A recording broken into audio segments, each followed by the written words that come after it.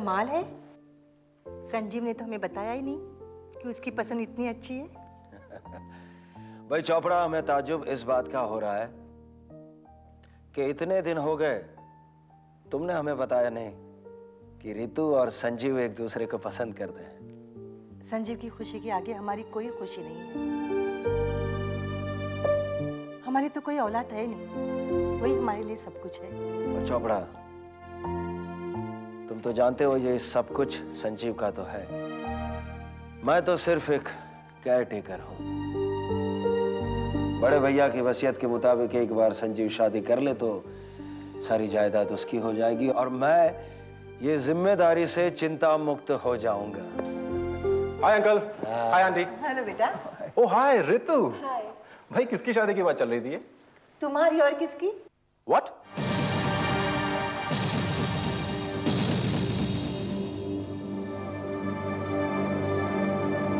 अरे भाई, रितु ने हमें सब कुछ बता दिया है और मैंने और तुम्हारी चाची ने तुम दोनों की शादी करने का फैसला भी ले लिया है। मेरी शादी?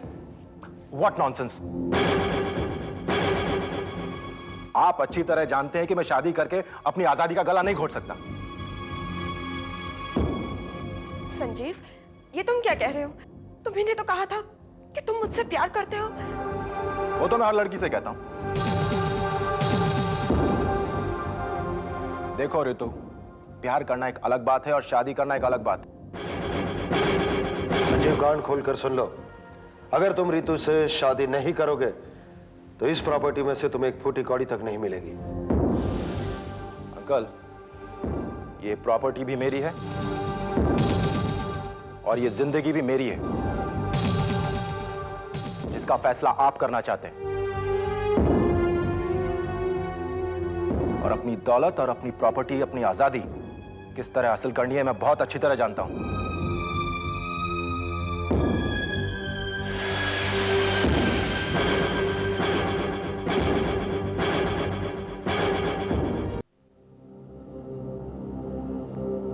Good morning sir. Good morning Lalwani. आज यहां ऑफिस नहीं गए? जी, वो चौधरी साहब ने कुछ अकाउंट की फाइलें मंगाई थी, वो लेकर आया। लगता है काफी लंबा प्रोग्राम है। लगता है शायद रात हो जाएगी। गुड गुड, लगे रहिए। Good day sir. Very good day.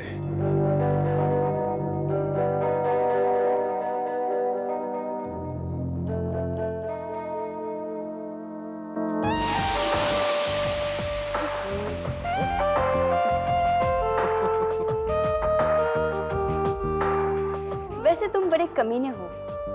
वहाँ मेरे पति तुम्हारे चाचा के साथ अकाउंट सेटल कर रहे हैं और यहाँ तुम मेरे साथ ऐश कर रहे हो। यही तो जिंदगी है स्वीट हार्ट। और मेरा बूढ़ा चाचा चाहता है कि मैं अपनी जिंदगी के ऐशो आराम शादी के सूली पे चढ़ा दूं। No never. डार्लिंग, शादी तो तुम्हें करनी पड़ेगी, वरना तुम्हारे डैड की वसीयत के मुताबिक तुम्हें एक फूटी कौड़ी भी नहीं मिलेगी। मिलेगी, जरूर मिलेगी शीला, लेकिन उसके लिए मुझे कोई और रास्ता तलाश करना पड़ेगा। जाने दीजिए चौधरी साहब, मैं तो इस बात को भूल चुका हूं और धीरे धीरे रितु भी भूल जाएगी। साहब, अभी अभी कोई लेटर डालकर गया है। लेटर इस वक्त? जी सर।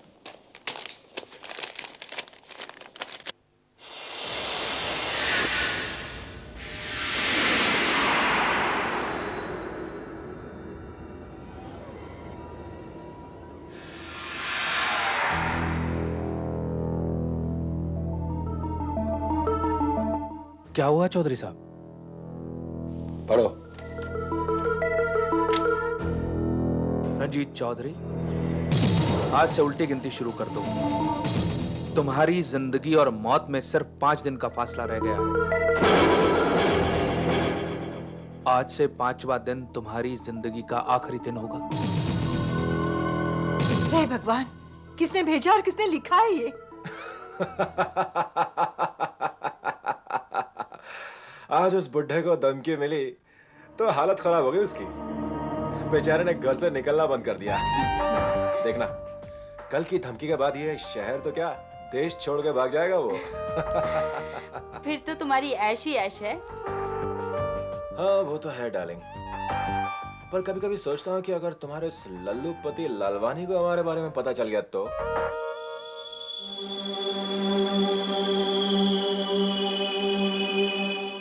आप लोग जानते हैं कि आज मैंने ये मीटिंग यहां घर पर क्यों बुलाई है? उन धमकियों की वजह से मेरी धर्मपत्नी कुछ ज्यादा ही परेशान हो गई है, डर गई है। इसने तो मेरा बाहर जाना भी बंद करवा दिया है। लेकिन मैं ये नहीं चाहता कि उन धमकियों का असर मेरे बिजनेस पर पड़े। बिजनेस की आप फिक्र मत कीजिए अंकल, मैं हूं, मैं सब संभाल लूंगा।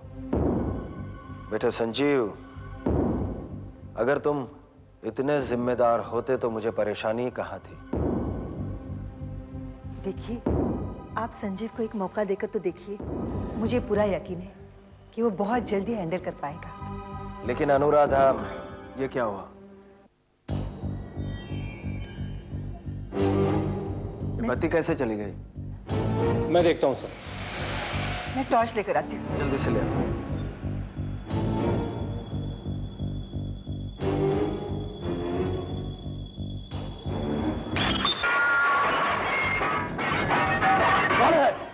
Who's that?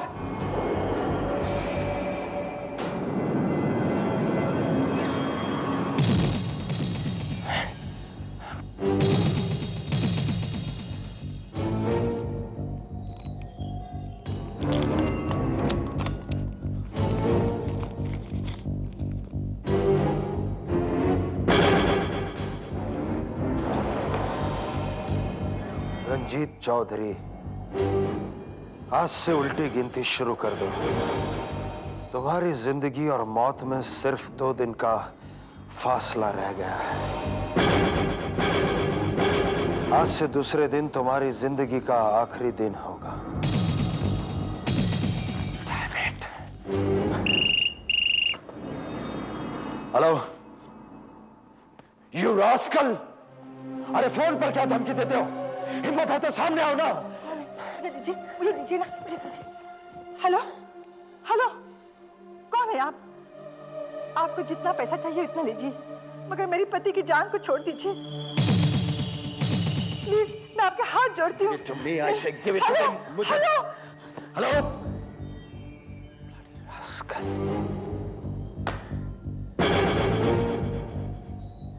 चौधरी साहब, मुझे लगता है आप चीजों को बहुत लाइटली ले रहे हैं। आपको अपनी सिक्योरिटी का इंतजाम करना चाहिए। मैं तो कहता हूं अंकल, आप ये शहर ही छोड़ के चले जाइए। मतलब कि कुछ दिन के लिए कहीं गायब हो जाइए। ये सब ठीक कह रहे थे, कुछ दिनों के लिए आप अंडरग्राउंड हो जाइए। हाँ, यही ठीक है। कुछ दिनों के लिए हम लोग इस घर के बाहर चले जाते, कहीं दूर चले जाते, ताकि किसी को पता न चले। ठीक है, यूं ही सही। तो चोपड़ा, अगर कोई जरूरी काम होगा तो मैं या अनुराधा ही तुम्हें कांटेक्ट कर लेंगे।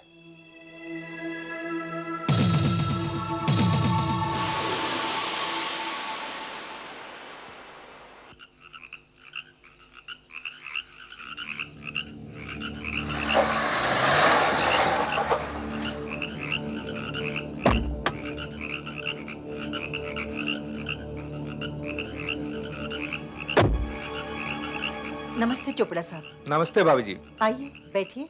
चलिए।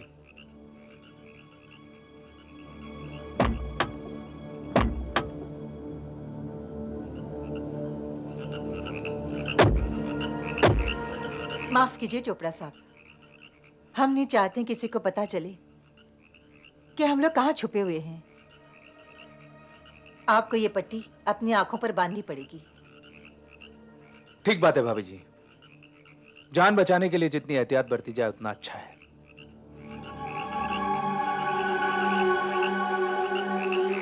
चलिए।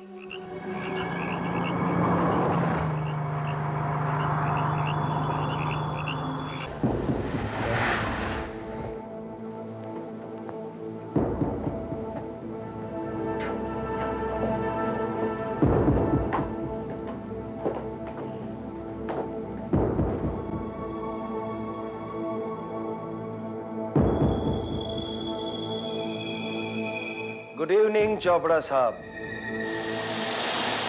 भाई आई एम सॉरी तुम्हें इस तरह आंखों पर पट्टी बांध कर आना पड़ा।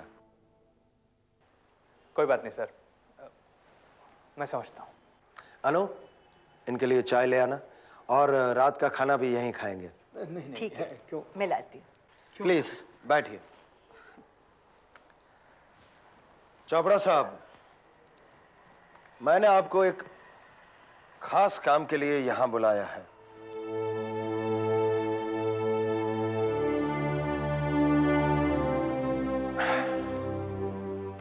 उस दिन मैंने लालवानी के साथ सारा अकाउंट चेक किया है। उसने मुझे सारी डिटेल्स भी दी है, मगर मुझे ऐसा लगता है कि अकाउंट्स में कुछ गड़बड़ी है। इसलिए मैं चाहता हूं कि तुम ये पेपर्स चेक करो और अगर कोई शक हो तो इसे ऑडिट करवाओ, ठीक है? लेकिन किसी को पता न चले। आप बिल्कुल चिंता ना करें, मैं एक एक पाई को ऐसे चेक करवाऊंगा कि एक भी गड़बड़ी हुई तो पता चल जाएगा। और हाँ चोपड़ा, मैं सोच रहा हूं यहाँ खंडाला में कुछ प्रॉपर्टी में इन्वेस्ट करूं। एक प्लॉट्स के डॉक्यूमेंट्स मेरे पास आए हैं, वो भी मैं तुम्हें दिखाता हूं। Just go through that.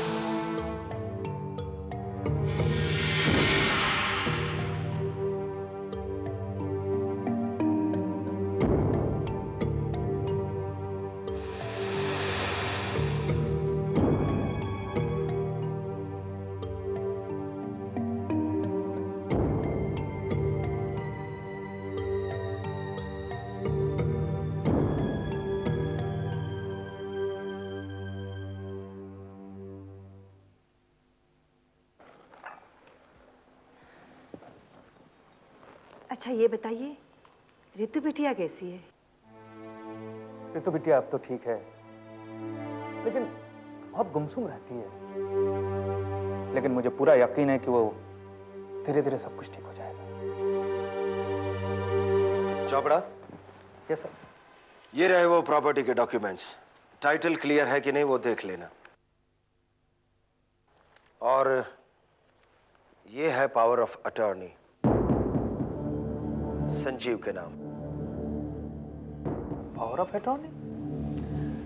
Chopra, मैं सोचता हूं कि अगर संजीव पे जिम्मेदारी डाली जाएगी तभी वो निभाएगा। और हाँ, ये रखो, ये यहां का टेलीफोन नंबर है। ये नंबर लिस्टेड नहीं है ताकि किसी को पता नहीं चल सकता कि ये किसका नंबर है। अगर कोई जरूरी बात हो तो मुझे इस नंबर पे फोन कर लेना। राइट सर, अब मैं इजाजत चाहूंगा। लेकिन खाने के लिए नहीं रुकोगे? नहीं सर, बहुत लेट हो जाऊंगा। 2 घंटे का सफर है सर। और हाँ, तुम जैसे आए थे वैसे ही तुम्हें वापस जाना होगा, आंखों पर पट्टी बांधकर।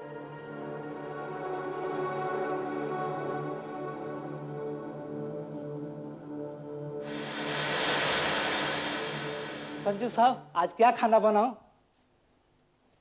संजू साहब, आज क्या खाना बन...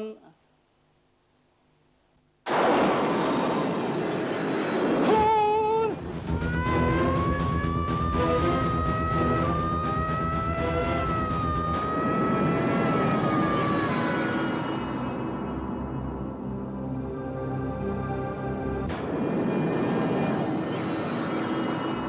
साहब, मैं पिक्चर गया था, वापस आके देखा तो साहब का कत्ल हो चुका है।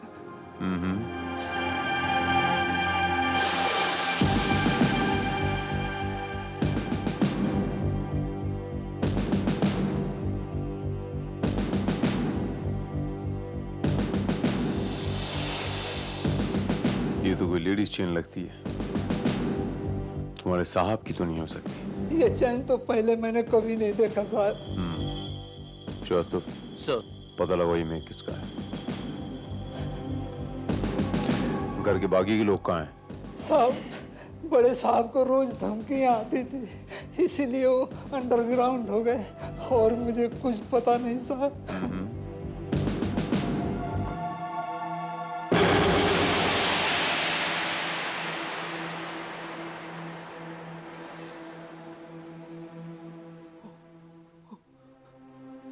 Oh my God! आपकी तारीफ? मेरा नाम मदन चोपड़ा है, चौधरी ग्रुप का लीगल एडवाइजर। मिस्टर चोपड़ा, ये संजीव चौधरी हैं और थोड़ी देर पहले किसी ने इनका मर्डर कर दिया है। By the way mister Chopra, आप इस वक्त यहाँ क्या कर रहे हैं? मैं संजीव को पावर ऑफ अटर्नी देने आया था, चौधरी साहब ने भेजा है। मिस्टर चोपड़ा, मिस्टर चौधरी तो अंडरग्राउंड हो गए ना, उन्हें थ्रेटनिंग के काफी फोन्स आ रहे हैं, उन्हें मिलना तो काफी मुश्किल है। जी हाँ, भाभी जी मुझे भी आंखों पर पट्टी बांध कर ले गई थी। 2 घंटे पहले मैं वहीं था। 2 घंटे पहले? ये मर्डर भी तो 2 घंटे पहले ही हुआ ना? जी। अच्छा मिस्टर चोपड़ा, ये बताइए कि अगर मुझे मिस्टर चौधरी से बात करनी हो या उनसे मिलना हो तो कोई रास्ता है? I mean, can I talk to him somewhere? जी हाँ, मेरे पास एक नंबर है।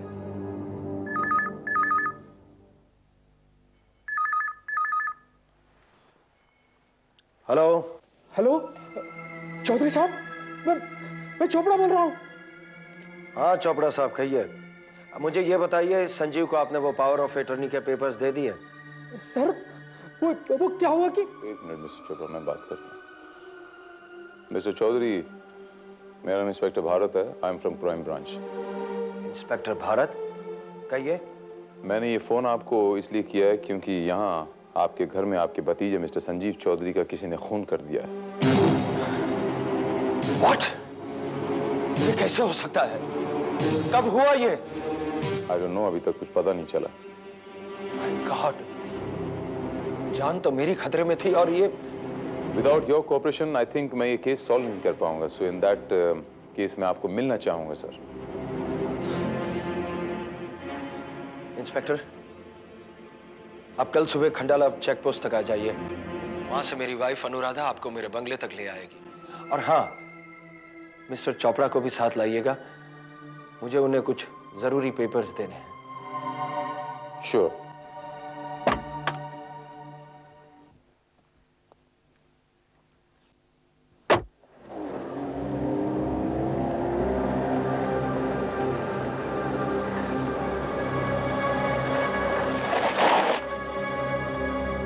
नमस्ते भाभी जी। नमस्ते। चौधरी साहब कैसे हैं? उनकी तबीयत कैसी है? बस ठीक ही है। चले भाभी जी। जी, जाने से पहले आप लोगों को आंखों पर ये पट्टी बांधनी पड़ेगी। पट्टी? जी हाँ, ये मामला उनकी सिक्योरिटी का है।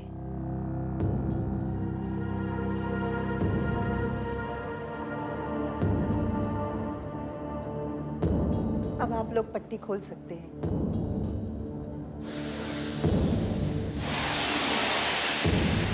आप लोग बैठिए, मैं उन्हें बुलाती हूँ।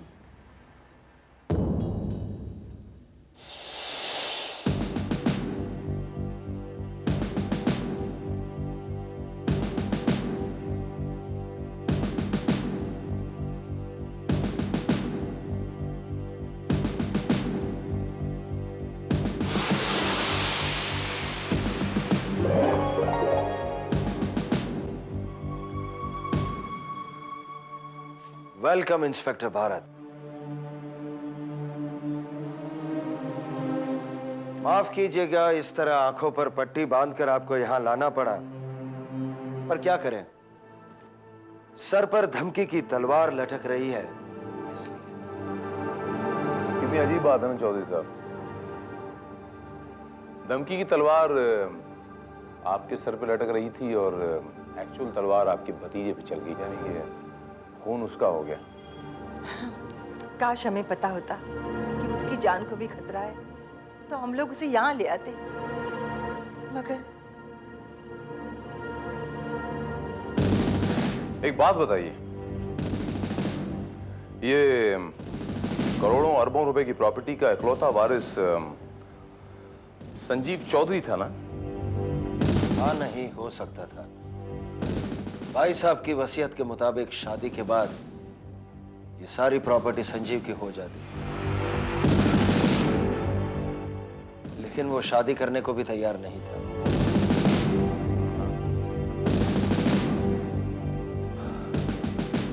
और अब जबकि संजीव चौधरी जिंदा नहीं है तो जाहिर सी बात है इस सारी की सारी प्रॉपर्टी के इकलौते वारिस आप हो गए। आप कहना क्या चाहते हैं? संजीव हमारी औलाद की तरह था, वो हमारा भतीजा नहीं बेटे की तरह था, और आप हम पर शक कर रहे हैं? मिस्टर चौधरी, शक करना हमारा पेशा है। दरअसल हम लोग सुराग की बारीक से बारीक फांस को शक की सुई से कुरेदते रहते हैं। आई एम सॉरी, तकलीफ होगी थोड़ी सी, लेकिन part of my job. It's all right inspector. Sanjeev के कातिल को पकड़ने के लिए अगर आप हमारे जख्मों पर नश्तर भी चलाएं तो मंजूर है हमें। Excuse me, excuse me. बोलो श्रीवास्तव। सर, हमें पता लग गया है कि वो चेन जो हमें मिली थी, वो चेन मिस्टर चौधरी के अकाउंटेंट मिस्टर देवेन लालवानी की वाइफ शीला लालवानी की है।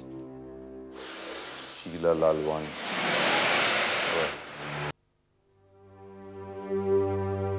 जी हाँ, मैं और संजीव कॉलेज में अच्छे फ्रेंड्स थे। वो मेरा क्लासमेट था। मिस्टर लालवानी, आपको शीला और संजीव की दोस्ती के बारे में पता था? जी हाँ। शीला जी, आप कल संजीव चौधरी के घर गई थी क्या बाय एनी चांस?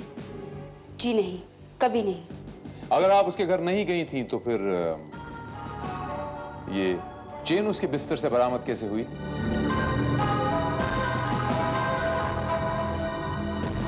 आप ही की है ना ये? जी हाँ, कल रात मैं संजीव के घर पे गई थी।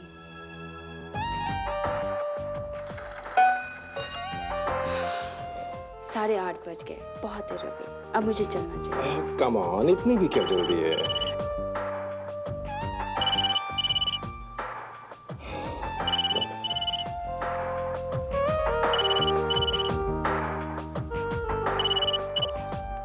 Hello hello hello.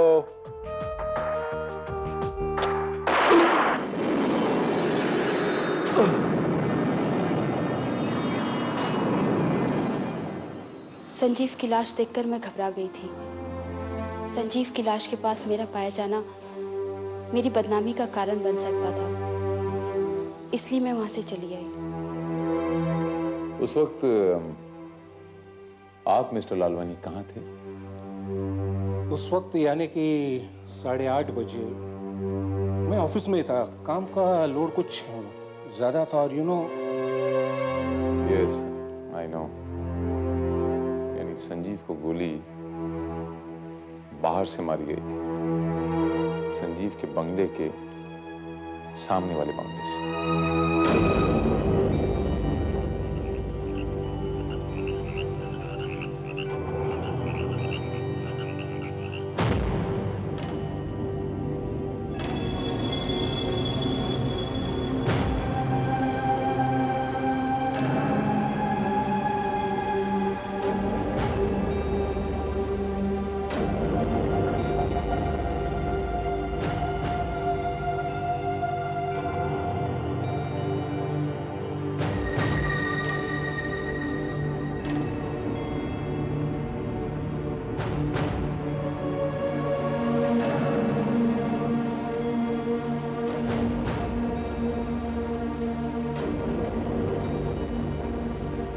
कौसुफ, मुझे ऐसा लगता है जैसे गोली वहां सामने से चली है। जी हाँ सर, मुझे भी यही लगता है।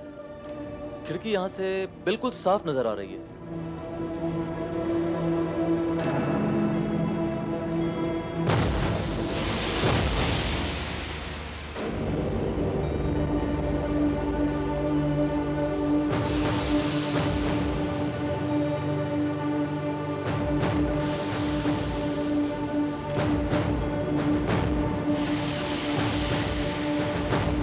देखा बेटी, कुदरत का इंसाफ।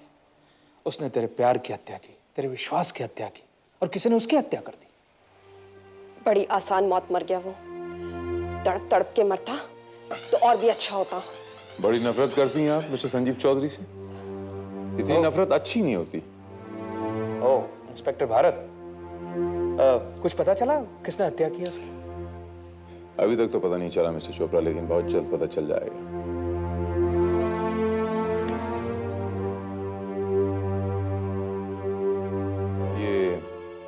सिगार बहुत पीते हैं आप मिस्टर चोपड़ा। इतनी सिगार सेहत के लिए अच्छी नहीं होती। मैं जानता हूं इंस्पेक्टर, इतनी स्मोकिंग अच्छी नहीं होती, अपने लिए भी और दूसरों के लिए भी। अब देखिए ना, उस दिन मैंने खंडाला के घर में मिस्टर चौधरी के कालीन को जला डाला। ओह, अच्छा, इसीलिए आप उस दिन चौंके थे। और देखिए ना, अजीब सी बात है, दूसरी बार जब मैं आपके साथ वहां गया तो वो जला हुआ निशान वहां था ही नहीं।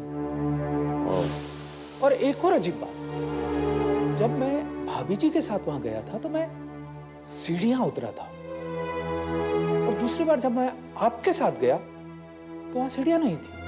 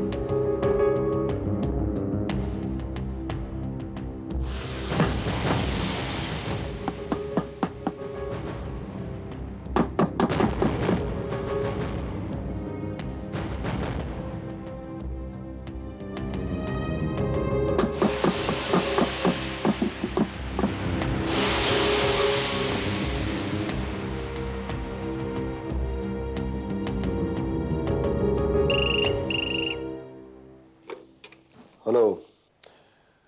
या चौधरी साहब, मैं इंस्पेक्टर भारत बोल रहा हूँ। ये फोन मैंने आपको इसलिए किया, ये बताने के लिए कि आपके ऊपर जो खतरा था वो टल गया है। ये धमकियों के फोन आपको इसलिए आते थे चौधरी साहब कि आप वो बंगला छोड़ दें ताकि संजीव चौधरी का कत्ल बड़ी आसानी से किया जाए। क्या? जी हाँ, अब आपको डरने की जरूरत नहीं, आप घर वापस आ सकते हैं। इसका मतलब है कातिल पकड़ा गया? बस यूं समझ लीजिए कि कातिल मेरी मुट्ठी में है। कौन है मेरे बेटे का हत्यारा? किसने मारा है मेरे संजीव को? आपके हर सवाल का जवाब मिल जाएगा मिस्टर चौधरी। पहले मैं मिस्टर चोपड़ा से एक सवाल करना चाहूंगा। चोपड़ा साहब, आप ये बताइए कि क्या आप कभी उस बंगले में गए थे, उस सामने वाले बंगले में जहां से गोली चलाई गई थी? नहीं, कभी नहीं।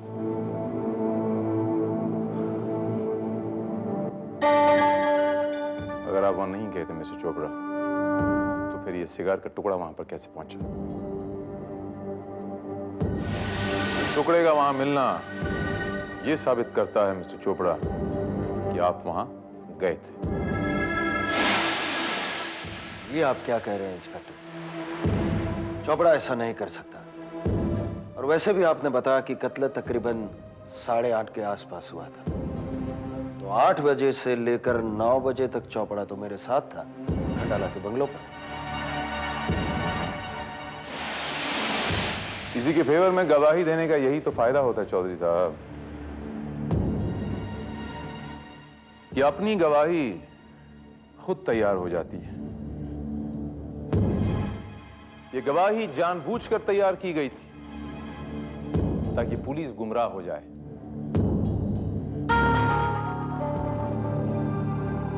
जबकि हकीकत यह है मिस्टर चोपड़ा कि संजीव चौधरी का खून मिस्टर चौधरी ने किया है। इंस्पेक्टर, क्या बकवास कर रहे हैं आप? 8 से 9 के बीच में तो ये मेरे साथ थे। Are you sure mister Chopra? ये आपको थोड़ी देर के लिए भी छोड़ के नहीं गए थे? जी हाँ, थोड़ी देर के लिए अलग हुए थे, यानी कि अंदर गए थे, कुछ प्रॉपर्टीज के डॉक्यूमेंट्स लेने थे। There you are. I am sorry to say inspector, पर लगता है कि आपके दिमाग में वाकई कोई नुक्स है। आप लोगों को यकीन नहीं आता? मैं आप लोगों को ले चलता हूं यहां से खंडाला 2 मिनट में, वो भी पैदल। आइए चलिए मेरे साथ।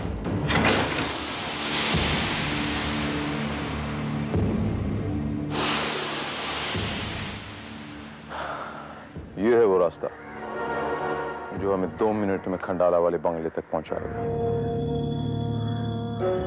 आइए मेरे साथ।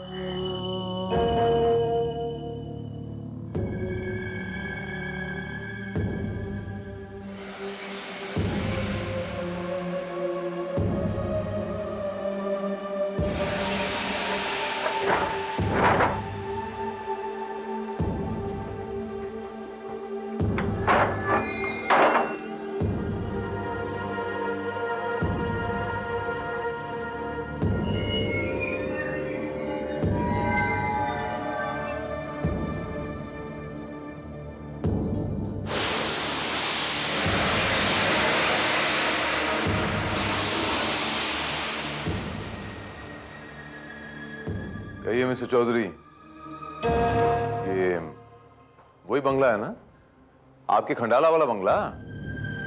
एग्जैक्टली।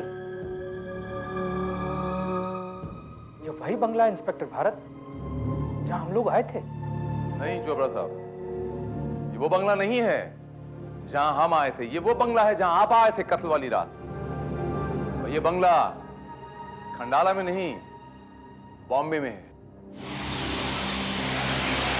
नहीं, तो इसका सबसे बड़ा सबूत कारपेट पे सिगार का ये जला हुआ निशान है।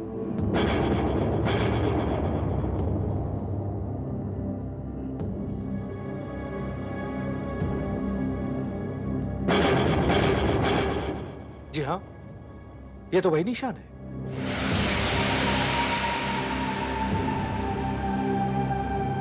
जी हाँ चोपड़ा साहब, ये वही निशान। और इसी निशान ने मुझे सोचने पे मजबूर कर दिया कि अगर आप खंडाला वाले बंगले पे गए थे तो फिर वो निशान कहां गायब हो गया? यानी आप खंडाला वाले बंगले पे नहीं गए थे, किसी और बंगले पे गए थे, और वो कोई और बंगला ये बंगला है। और इस बंगले का इंटीरियर उस खंडाला वाले बंगले से बिल्कुल मिलता है, हूबहू सेम रेप्लिका।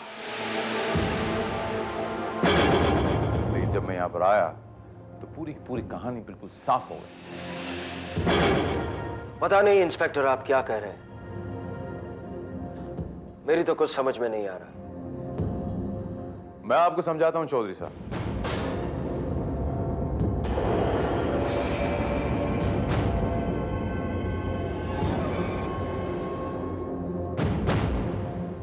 ये वही बंगला है ना चौधरी साहब जो आपके बंगले के बिल्कुल सामने है और जो बिल्कुल वीरान पड़ा हुआ था?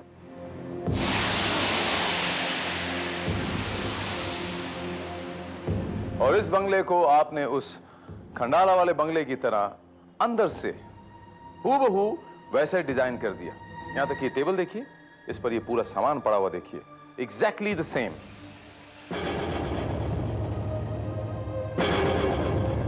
आपने ये इसलिए किया क्योंकि चोपड़ा साहब जब यहां पर आए तो वो ये सोचें कि वो खंडाला वाले बंगले में बैठे हुए हैं। बीच में जब आप ऊपर अपनी फाइल लेने गए थे तो आप उस जगह पे गए जहां पर आपने पूरी तैयारी कर रखी थी।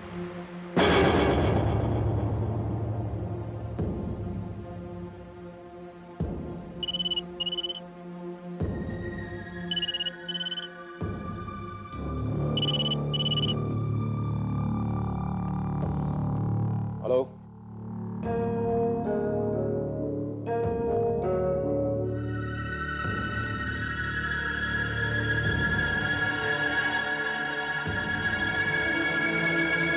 हेलो।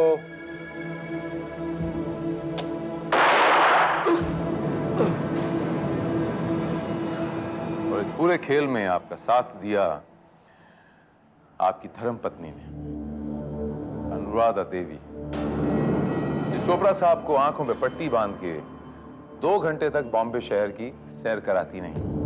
मैं ठीक कह रहा हूं ना अनुराधा जी? अरे आप क्या बकवास कर रहे हैं?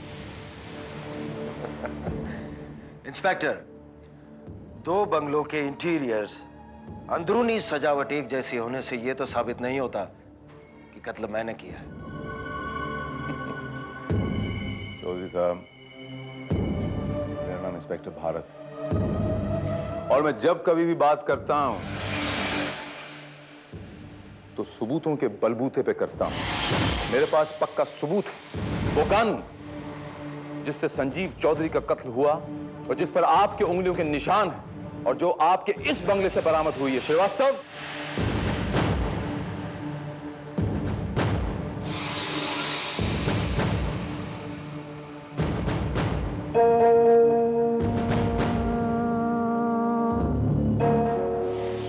ये वो गन है चौधरी साहब जिससे संजीव चौधरी का कत्ल हुआ और ये गन आपने इसी बंगले में छुपा के रखी थी।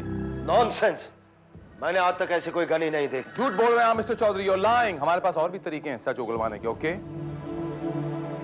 ये गन आपके बंगले से बरामद हुई है, इसका मतलब ये हुआ कि ये गन आपकी है। Come on, accept it. ये गन वो नहीं है। असली गन तो मैंने खंडाला में।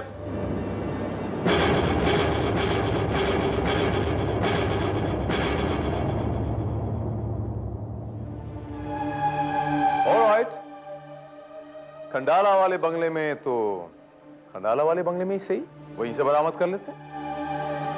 चौधरी,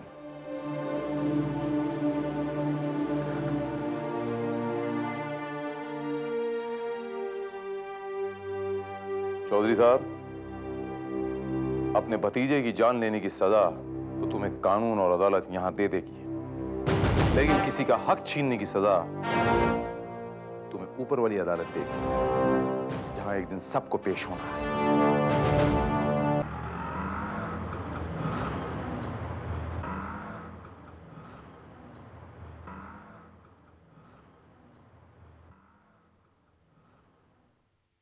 डॉक्टर साहब, डॉक्टर साहब,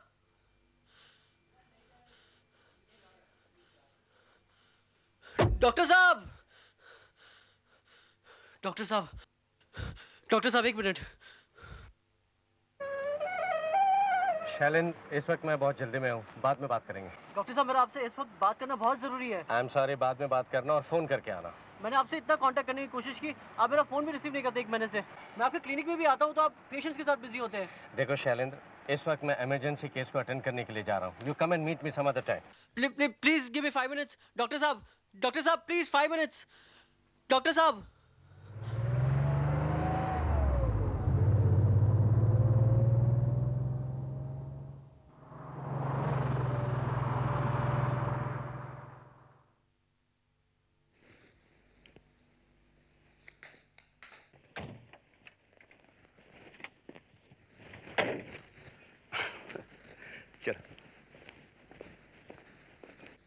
सुनिए, अतुल और मधु आए। ठीक है, उन्हें बाहर बिठाओ और चाय पिलाओ, मैं भी आता हूँ।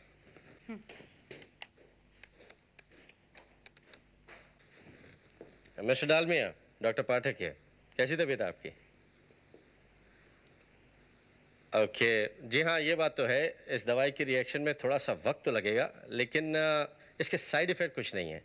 जी हाँ, नहीं, चिंता करने की कोई बात नहीं, मैं बैठा हूँ ना। नहीं, उस दवाई को मत लीजिए, आप इसे ही कंटिन्यू कीजिएगा। जी हाँ, ओ यस, मैं बस 2-3 दिन में फ़ोन करता हूँ आपको। Okay sir, bye.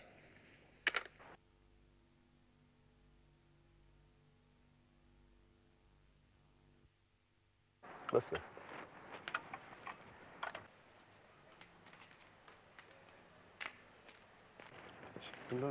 लीजिए। Hello Atul, What a pleasant surprise. नमस्कार नमस्कार sir, how you? I am fine, very well. Hello Madhu, कैसे हो? बिल्कुल ठीक। Please sit down. जी। और सुनाओ अतुल, कैसे आना हुआ? जी बस आपका शुक्रिया अदा करने चले आए। आपने जो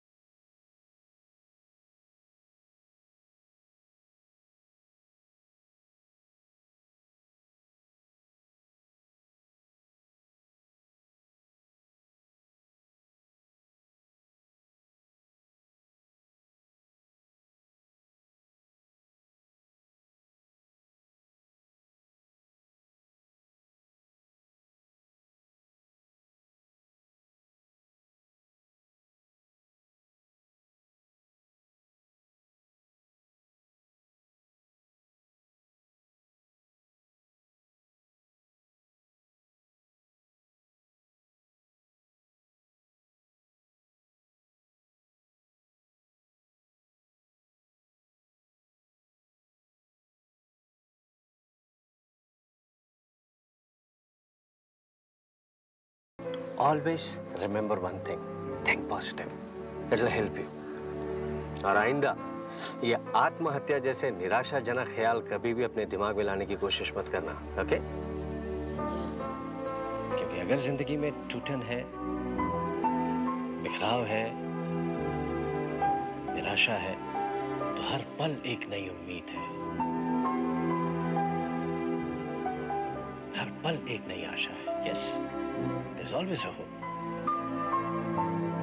जरूरत है तो एक बार नजर ऊपर उठाकर देखने की।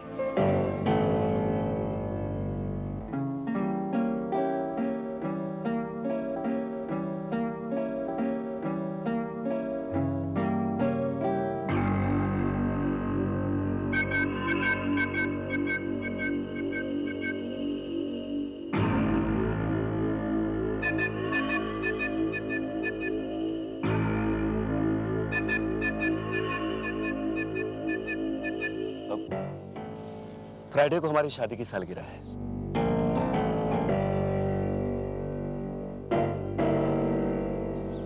हमने अपने गेस्ट हाउस में एक छोटा सा गेट टुगेदर रखा है। बहुत ज्यादा हंगामा तो नहीं, बस कुछ करीबी दोस्त हैं। हाँ, आप दोनों जरूर आइएगा, साथ में डिनर भी लेंगे। और डॉक्टर साहब, इस बार कोई बहाना नहीं चलेगा। हाँ, क्यों नहीं, जरूर आएंगे।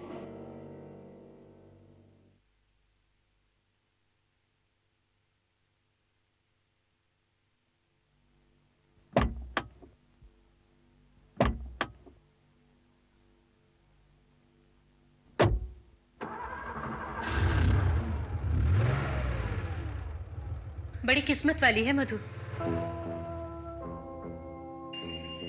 उसका पति उससे कितना प्यार करता है।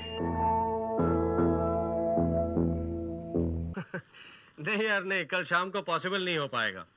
वो अतुल सक्सेना है ना, विभा का दोस्त, उसने अपने मैरिज एनिवर्सरी के मौके पर अपने गेस्ट हाउस में पार्टी रखी है, वहां जाना है। Hello sir. Oh hello, doctor साहब से कहो कि मैं आया हूँ। जी हाँ हाँ, सैटरडे ठीक रहेगा। हाँ, सैटरडे मिलते हैं। Positive, okay. सर, सेलिन साहब आए हैं, आपसे मिलना चाहते हैं। ओह माय गॉड, भेजिए उनको।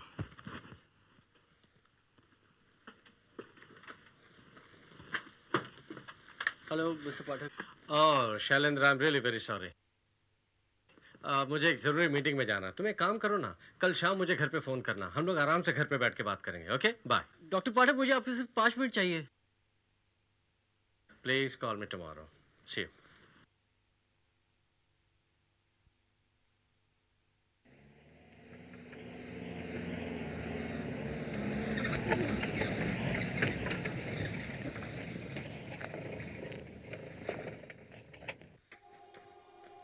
मधु? मधु?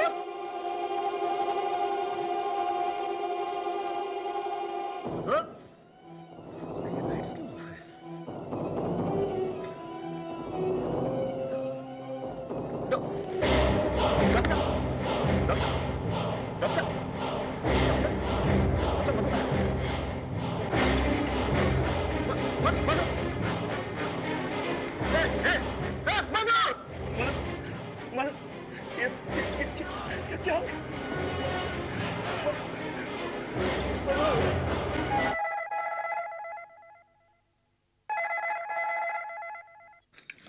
हेलो,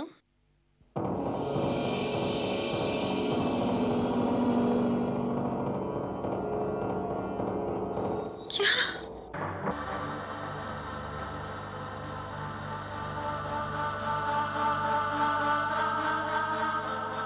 सर, यहाँ के हालात देखकर तो ऐसा लगता है कि डॉक्टर पाठक ने पहले मधु को गोली मारी और उसके बाद खुद को गोली मार के सुसाइड कर लिया।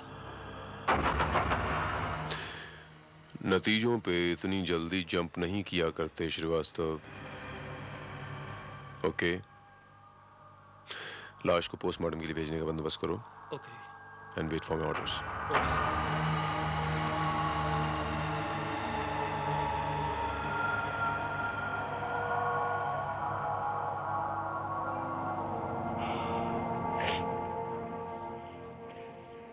आई am very sorry Atul ji, मुझे बड़ा दुख हुआ। ये सब कैसे हो गया अतुल जी? मेरी और मधु की आज मैरिज एनिवर्सरी थी। मैं सुबह पुणे गया और शाम को लौटा। जब घर पहुंचा तो पता चला कि मधु यहाँ आ चुकी है, और जब मैं यहाँ पहुंचा तो मधु और डॉक्टर पाठक की। तो यहाँ आपकी मैरिज एनिवर्सरी की पार्टी थी? जी, मैंने डॉक्टर पाठक और उनकी वाइफ और कुछ खास दोस्तों को डिनर पे इनवाइट किया था। डॉक्टर पाठक की वाइफ कहाँ है? जी, मैंने इस हादसे की खबर उन्हें फोन पे दी है, वो घर पे थी।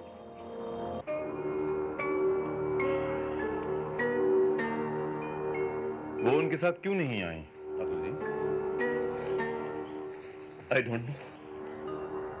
अतुल जी, आप यहाँ कितने बजे पहुंचे? जी, 8:30 बजे। और बाकी मेहमान? मेरे आने के बाद। आपके पहुंचने से पहले डॉक्टर पाठक और आपकी बीवी के अलावा इस बंगले में कोई तो होगा, कोई चौकीदार या कोई केयरटेकर वगैरह? जी हाँ, यहाँ का केयरटेकर भगवान दास था। ये भगवान दास कौन है? जी, मैं यहाँ का केयरटेकर भगवान दास। भगवान दास जी, वारदात के वक्त आप कहाँ थे? जी, मेम साहब ने मेहमानों के लिए पास के रेस्टोरेंट में खाने का ऑर्डर किया था। मैं उसी रेस्टोरेंट में खाना लेने गया था। मधु जी यहाँ कब पहुंची भगवान दास जी? यही कोई 6 बजे के करीब। और डॉक्टर पाठक? बस उनके आने के फौरन बाद आ गए थे।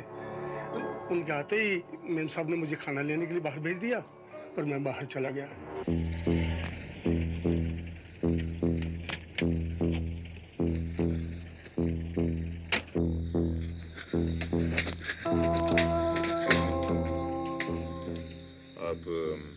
कहाँ है मेरे हस्बैंड? क्या उन्हें? आप डॉक्टर पाठक की वाइफ हैं? जी। मिसेस पाठक, डॉक्टर साहब की मौत हो गई।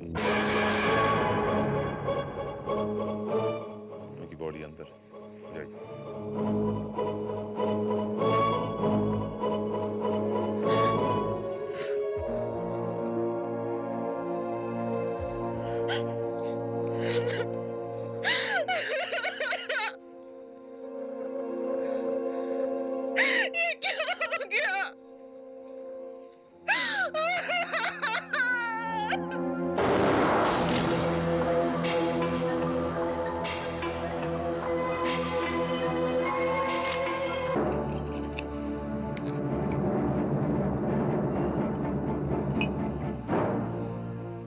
डॉक्टर पाठक और उसकी पत्नी के, आप और आपकी पत्नी के साथ ताल्लुकात क्या थे? जे विभा और मैं कॉलेज के दोस्त थे। मधु को माइग्रेन की शिकायत थी। जब विभा को पता चला तो उसने मधु को अपने पति डॉक्टर पाठक से मिलवाया। उसके बाद डॉक्टर पाठक मेरे फैमिली डॉक्टर भी हो गए और दोस्त भी। यानी आपकी पत्नी डॉक्टर पाठक के पास ट्रीटमेंट करवाने अक्सर आया जाया करती थी? जी हाँ, वो डॉक्टर पाठक ने ही तो कुछ दिन पहले मधु की जान बचाई थी, जब उसने जहर खाकर आत्महत्या करने की कोशिश की थी। आपकी पत्नी ने आत्महत्या करने की कोशिश क्यों की? एक्चुअली इंस्पेक्टर, मधु बहुत ही शॉर्ट टेम्पर्ड और शक्की थी। उसे यह शक था कि मेरा किसी दूसरी औरत के साथ अफेयर चल रहा है।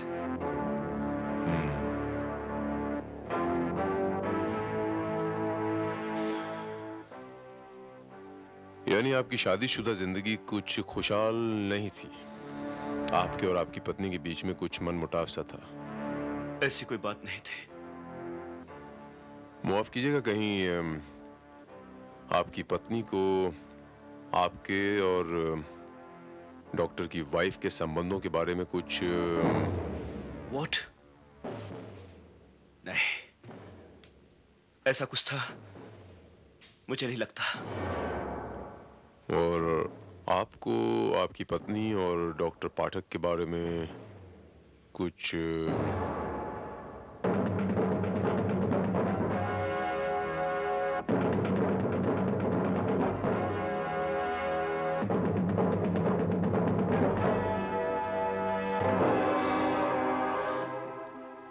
नहीं इंस्पेक्टर, नहीं, मेरी मधु ऐसी नहीं थी।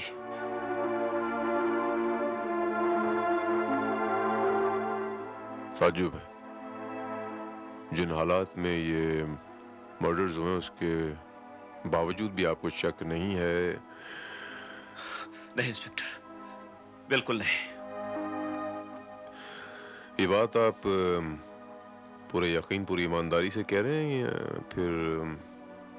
जी, पूरी ईमानदारी से कह रहा हूँ। अच्छा अतुल बाबू, एक रूटीन सवाल पूछता हूँ आपसे। जी पूछिए। कत्ल वाले दिन आप पूना गए थे ना? जी। लेकिन ये बात समझ में नहीं आई कि उस दिन आपकी मैरिज एनिवर्सरी थी और अपनी वाइफ को छोड़ के आप पूना चले गए। काम जरूरी था इंस्पेक्टर। फिलहाल चलता हूँ मैं अतुल बाबू। My sympathies. Thank you inspector. See you letter.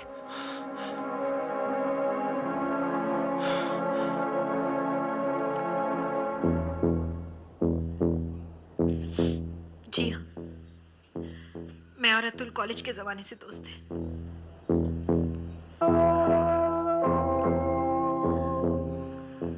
आप उस शाम अपने पति डॉक्टर पाठक के साथ अतुल के गेस्ट हाउस जाने वाली थी डिनर पे, लेकिन डॉक्टर पाठक वहां पहुंच गए, आप नहीं पहुंची। ऐसा क्यों? एक्चुअली इंस्पेक्टर, मेरे हस्बैंड को किसी इमरजेंसी केस के लिए एक पेशेंट को देखने जाना पड़ा। उन्होंने मुझे फोन करके कह दिया कि अगर 8 बजे तक वो घर नहीं आए तो मैं टैक्सी से गेस्ट हाउस पहुंच जाऊं, वो मुझे वहीं मिलेंगे। हमारा घर अतुल के गेस्ट हाउस से काफी दूर है। 7 बजे के आसपास उनका फोन दोबारा आया और उन्होंने कहा कि वो बहुत टायर्ड है, घर आकर वापस गेस्ट हाउस तक ड्राइव करने की उनकी हालत नहीं। तब मैंने ही उन्हें सलाह दी कि वो डायरेक्ट वहां पहुंच जाए, मैं टैक्सी से चली जाऊंगी। टैक्सी से क्यों? आपके पास तो 2 गाड़ियां हैं। जी 2 गाड़ियां हैं, लेकिन दोनों गाड़ियां मेरे हस्बैंड ही ड्राइव करते थे। मुझे ड्राइविंग नहीं आती और ड्राइवर हमने रखा नहीं।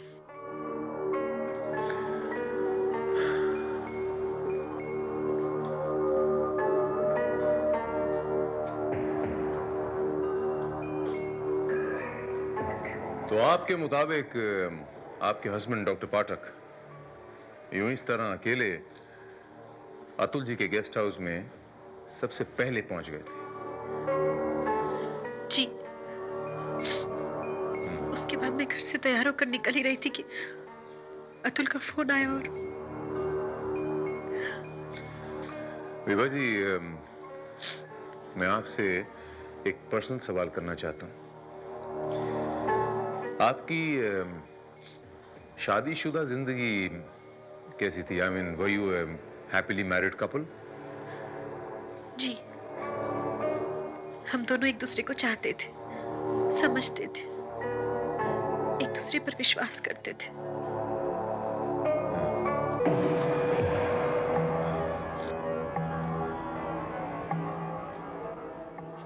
डू यू नो विभा जी कि मधु अतुल पे शक करती थी? I know. आप तो अतुल की बहुत पुरानी दोस्त हैं। कभी बातों बातों में अतुल ने आपसे जिक्र नहीं किया कि वो भी या वो मधु पे शक करता है, समथिंग लाइक दिस? कभी नहीं। जिन हालात में आपके पति की और मधु की मौत हुई,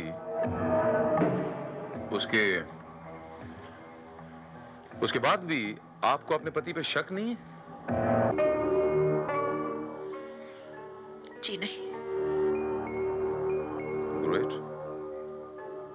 अच्छा विभा जी, बताइए कि आपके पति के पास वो गन थी, मेरा मतलब वो पिस्टल वगैरह रखते थे?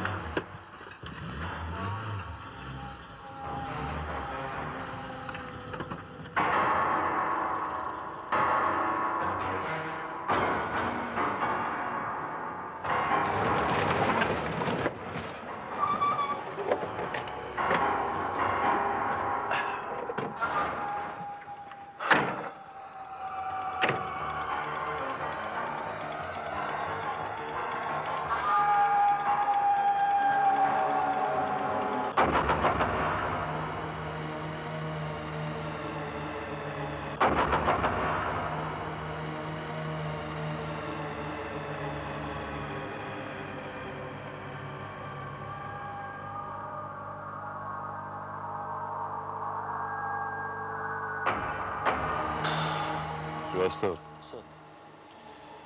हो ना हो ये टहनी इसी पौधे की है। लेकिन सर ये तो बहुत ही कॉमन प्लांट है और ऐसे प्लांट आसपास के तमाम बंगलों में हमें मिल जाएंगे, इसलिए ये कह सकना कि ये टहनी इसी प्लांट की है ये बहुत मुश्किल है सर। मैं मानता हूं श्रीवास्तव कि इस किस्म के बहुत सारे पौधे होंगे, लेकिन डीएनए नहीं। डीएनए यानी डाइऑक्सी रिबो न्यूक्लिक एसिड, जो इंसानों की तरह अलग अलग पौधों में भी होता है। अगर डीएनए टेस्ट से हमें ये पता चल जाएगा श्रीवास्तव कि ये टहनी इसी पौधे की है या नहीं। ठीक है सर, मैं फौरन इस टहनी का डीएनए टेस्ट कराता हूँ।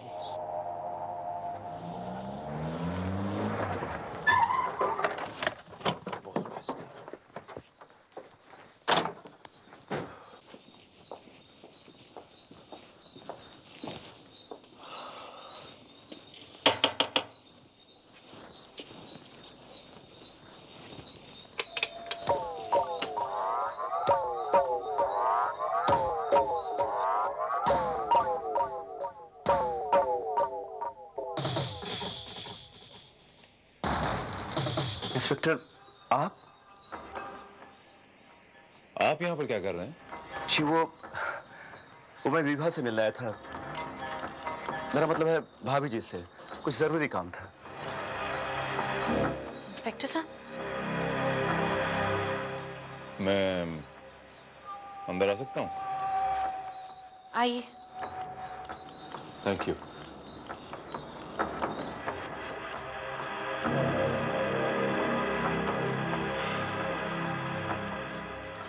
विभा जी, आपके पास 2 गाड़ियां हैं।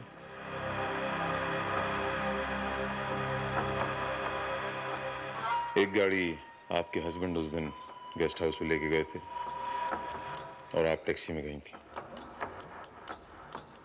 लेकिन आपकी जो दूसरी गाड़ी है बाहर खड़ी, उसके बम्पर के नीचे हमें किसी पौधे की एक टहनी अटकी मिली।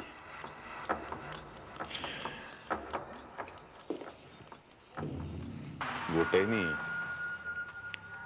गेस्ट हाउस के पौधे से मेल खाती है। इसके मायने क्या हुए कि कोई ये गाड़ी लेकर गेस्ट हाउस गया था और यकीनन जो ये गाड़ी गेस्ट हाउस लेकर गया है वही कातिल है। इंस्पेक्टर, एक तरह के पौधे तो कई जगह होते हैं और गाड़ी में लगी टहनी किसी भी पौधे की हो सकती है। आप किसी यकीन से कह सकते हैं कि गाड़ी में लगी टहनी गेस्ट हाउस के ही प्लांट के है? वो टहनी और वो पौधे का हम डीएनए टेस्ट करवा चुके हैं, वो दोनों एक ही हैं।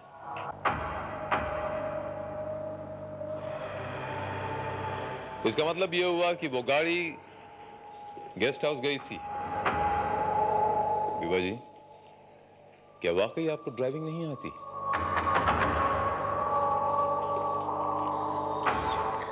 आप कहना क्या चाहते हैं इंस्पेक्टर साहब?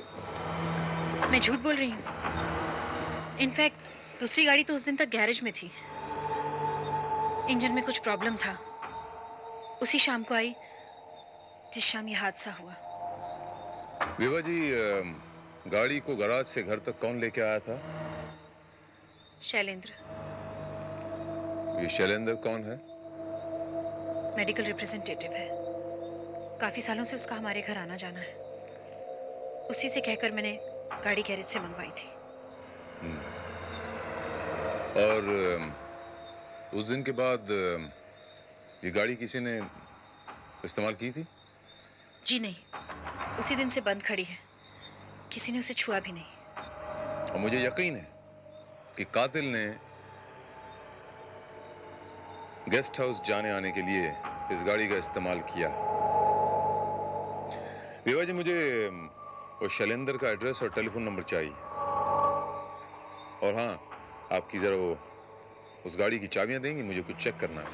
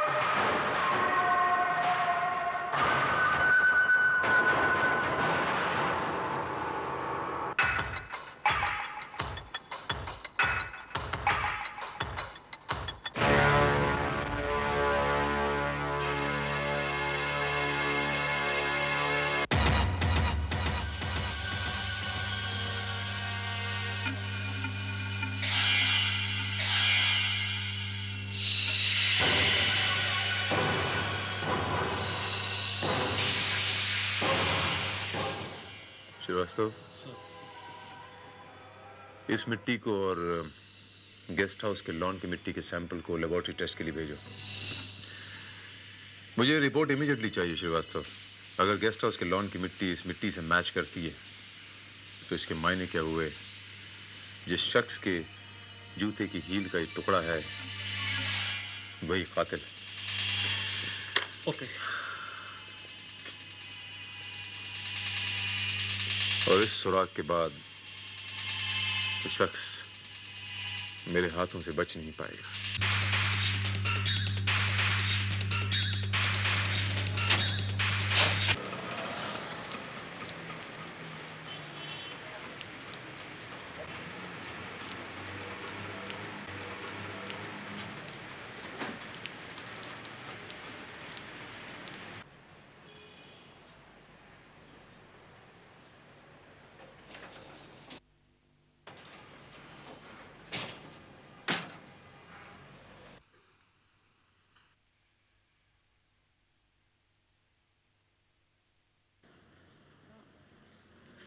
Yes? Shailendra. That's right. Inspector Bharat, crime branch.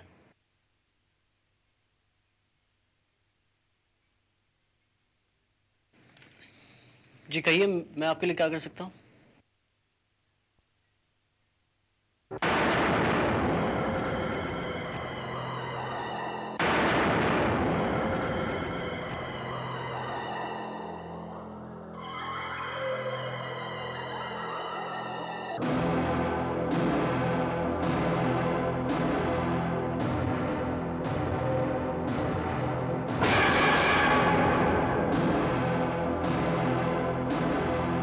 Shailendra साहब, डॉक्टर पाठक के कत्ल के सिलसिले में आपसे कुछ पूछताछ करनी है हमें। जरूर पूछिए।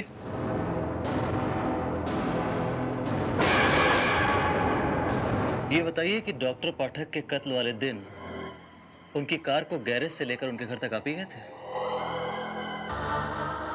जी हाँ, उस दिन मैंने डॉक्टर साहब के यहाँ फ़ोन किया था उनसे बात करने के लिए, लेकिन वो तो घर पर नहीं थे।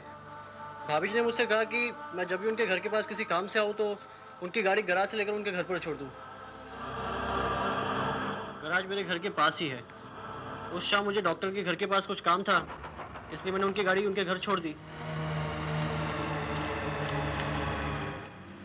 तो आप गाड़ी लेके सीधे डॉक्टर पाठक के घर गए थे?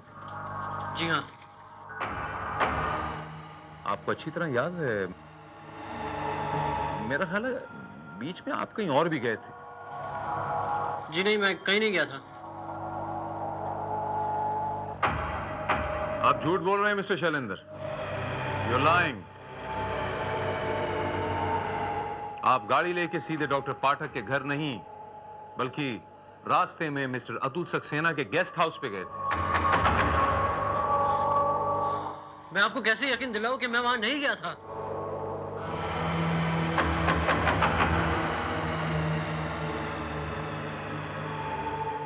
मैं आपको यकीन दिलाता हूं, वो भी सबूत के साथ।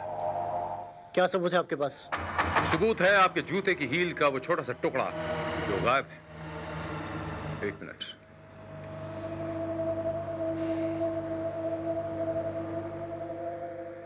ये देखिए,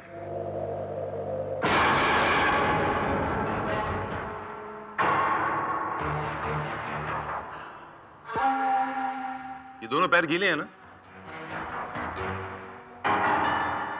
हाँ, दोनों तले गीले हैं, लेकिन बीच में ये छोटा सा टुकड़ा आपकी हील का, वो बीच में सूखा है।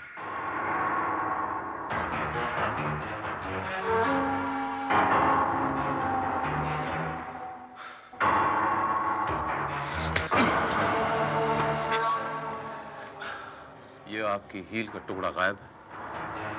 ये टुकड़ा जो यहां बिल्कुल फिट हो रहा है, ये मेरे पास था। ये आपके पास कहां से आया? मेरे पास कहां से आया? मेरे पास डॉक्टर पाठक की गाड़ी में से। तो मैंने कब इनकार किया? मैं जब उनकी गाड़ी उनके घर छोड़ने गया तो उसमें टुकड़ा गिर गया होगा। इससे ये तो साबित नहीं होता कि मैं गेस्ट हाउस गया था या मैंने डॉक्टर पाठक और मधु का कत्ल किया हो। Hey, don't try to be over smart. You understand? Heel के इस टुकड़े पे जो मिट्टी लगी थी वो मिस्टर सक्सेना के गेस्ट हाउस की लॉन की मिट्टी हम लेबोरेटरी में चेक करवा चुके हैं, जिससे ये साबित होता है कि तुम उस गेस्ट हाउस में गए थे और हड़बड़ी में तुमने गाड़ी से वो गमला भी तोड़ा था जिसके पौधे की एक टहनी उस गाड़ी के बम्पर में अटकी मिली थी। अब आप हमें यह बताएंगे कि आपने डॉक्टर पाठक और मधु का कत्ल क्यों किया? मैंने किसी का कत्ल नहीं किया। पुलिस को सच उगलवाने के बहुत सारे रास्ते आते हैं, मुझे मजबूर मत करो। श्रीवास्तव, हिरासत में लो इसे।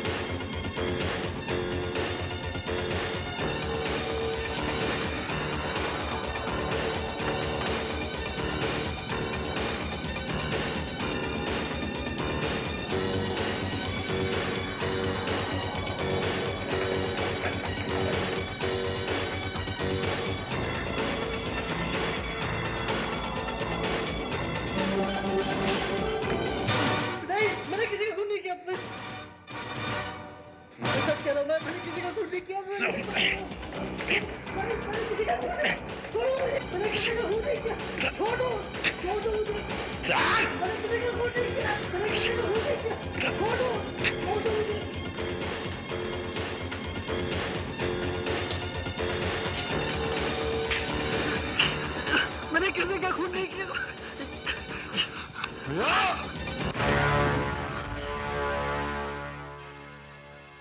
चल जल्दी से मुंह खोल और कबूल कर, बता तूने डॉक्टर पाठक और मधु का खून क्यों किया? इंस्पेक्टर साहब, मैंने जो कुछ भी किया जानबूझकर नहीं किया। मैं तो सिर्फ डॉक्टर साहब से उस दिन बात करने गया था क्योंकि वो पिछले 1 महीने से मुझे अवॉइड कर रहे थे। लेकिन उस दिन मैंने ठान लिया था कि आज मैं डॉक्टर साहब से बात करके ही रहूंगा।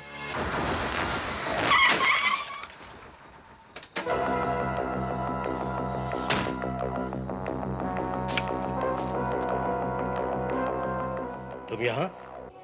हाँ, मुझे पता था कि आज आप यहाँ गेस्ट हाउस पर पार्टी में होंगे। क्लिनिक पर तो आप मिलते नहीं, इसलिए मैं आपसे मिलने यहाँ चला आया। मैं पिछले 1 महीने से कुत्ते की तरह आपके पीछे भाग रहा हूँ, लेकिन आपके पास मेरे लिए 5 मिनट तक नहीं है। अच्छा जल्दी बोलो, क्या कहना चाहते हो? हमारी कंपनी ने आपको 5 लाख रुपए दिए हैं हमारी दवाइयाँ प्रिस्क्राइब करने के लिए, लेकिन आपने अचानक हमारी दवाई अपने पेशेंट्स को प्रिस्क्राइब करना बंद कर दिया। Why? इसलिए क्योंकि दूसरी फार्मास्यूटिकल कंपनी ने मुझे 10 लाख रुपए दिए हैं 1 साल तक उनकी दवाइयाँ रिकमेंड करने के लिए। लालची मक्कार, मैं तुमसे 5 लाख रुपए वापस लेकर ही रहूंगा। ये मेरी नौकरी का सवाल है। बदसात, तुम्हारी हिम्मत कैसे हुई मुझे हाथ लगाने की?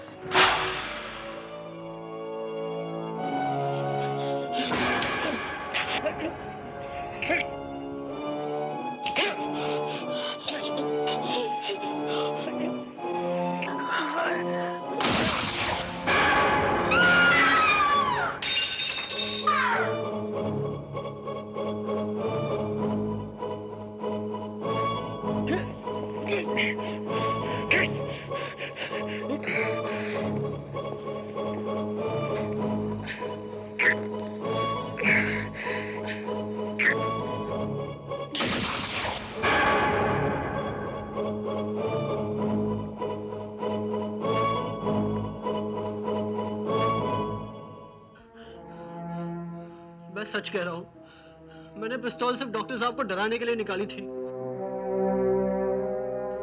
मेरा उन्हें मारने का कोई इरादा नहीं था, ना ही मधु को। लेकिन जब मधु को गलती से गोली लग गई तो मुझे अपने बचाव का एक ही रास्ता दिखाई दिया कि मैं डॉक्टर साहब का भी खून कर दूं, ताकि पुलिस ये समझे कि मधु का खून करके डॉक्टर साहब ने खुद आत्महत्या कर ली।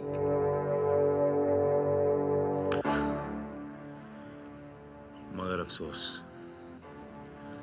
थोड़े से रुपयों की लालच में डॉक्टर पाठक ने डॉक्टरी जैसे पाक पेशे को नापाक कर दिया और इसकी कीमत उन्हें जान देकर चुकानी पड़ी। लेकिन तुम्हारा जुर्म इससे कम नहीं होता। शैलेंद्र बाबू, तुम क्या समझते हो कि दो कत्ल करने के बाद तुम बच जाओगे? हाँ?